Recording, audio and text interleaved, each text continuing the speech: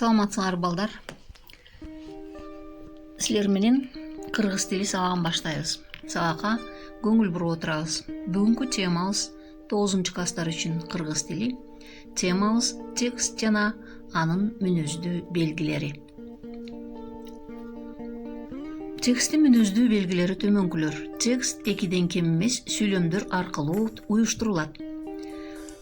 Сүйлөмдөр стилдин бир түрүнө мүнөздүү болот. Тексттин тутумундагы сүйлөмдөр маанилик жана грамматикалык жактан тыгыз байланышта болот.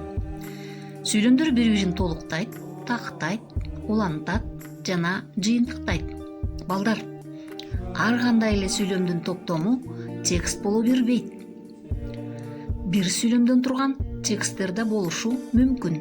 Алар макал лакаптар, табышмактар жана учкул сөздөр экендигин биз мурунку кичирээк класстардан өткөн маалыматтардан улам билебиз. Демек, тексттин мүнөздүү белгилери жөнүндө түшүнүк алдыңар, Экиден кем эмес сүйлөмдөр аркылуу уюшулат. Сүйлөмдөр стилдин бир түрүнө мүнөздүү болот. Тексттин тутумундагы сүйлөмдөр маанилик жана грамматикалык жактан тыгыз байланышта болот.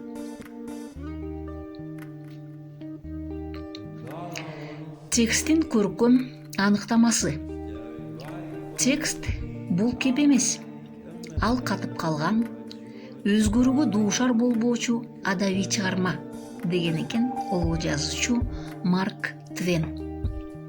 Марк Твендин сөзүн дагы бир сыйра ичиңерден кайталап койгула. Ал эми тексттин илимий аныктамасы. Дал ушул илимий аныктама бизге керек.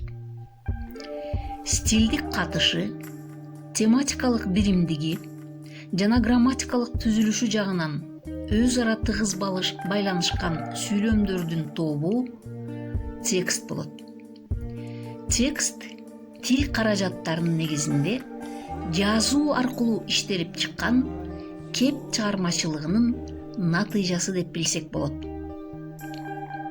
Эми көркөм тексттерден үзүндү окуйбуз. Гүлдүн жалбырагына конуп турган көк түстөгү назик канат көпөлөктү көпкө телмире тиктеп турдум. Кез менен канаттарын каккылап, кандайдыр нерсени таппай жаткандай. Конгон жеринин нары бери жылганы менен жыпар жыттуу гүлдүн жанынан такыр кеткиси келбегендей түрү бар.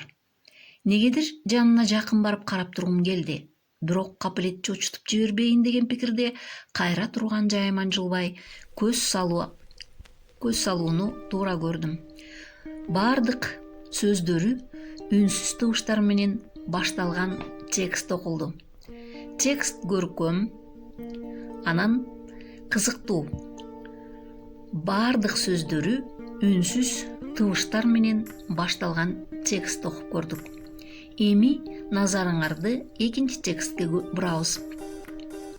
Ар айда алыскы ак карлуу айылыма аттанам.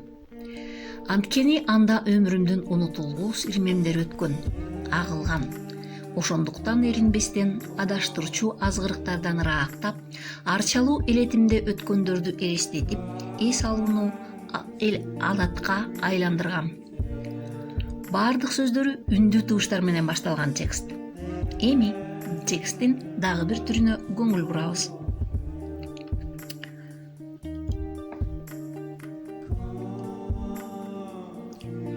Кыялымда канат кагып көктү көздөй кетким келет. Кантейин кадимки күндөр кыялга коошпойт, кыялга карама каршы. Канча күйлөнбө канатсызсың. Көк каптаган кеңдикти кезгенге кубатсызсың. Канчалаган кылымдар кыйрында көптөр куштай каалгып кетүүнү көксөп, кандайдыр бир кереметтерди күткөн. Көрдүңөрбү балдар? Бул тексттин бардык сөздөрү бир эле к тыбышынан башталыптыр. Текст ошонусу менен кызыктуу, анан бизге түзүүдө чыгармачылыкты талап кылат. Мына ушундай 3 түрлүү 3 башка текст берилди. Эми үй тапшырмасын берүүгө убакыт келип жетти. Жогорудагыдай үлгүдөгү тексттердин бирөөнө текст жазууга аракет кылабыз. Силерден чыгармачылык тапкычтык анан изденүү талап кылынат. Балдар, сабагыбыз ушуну менен аяктады. Саламатта калгыла. Тексттер Капар М каналынын кантип кызыктуу текст түзө алабыз видео сабагынан алынды. Капар М каналына ыраазычылык билдиребиз. Бул ыраазычылык силерден жана менден. Саламатта калгыла.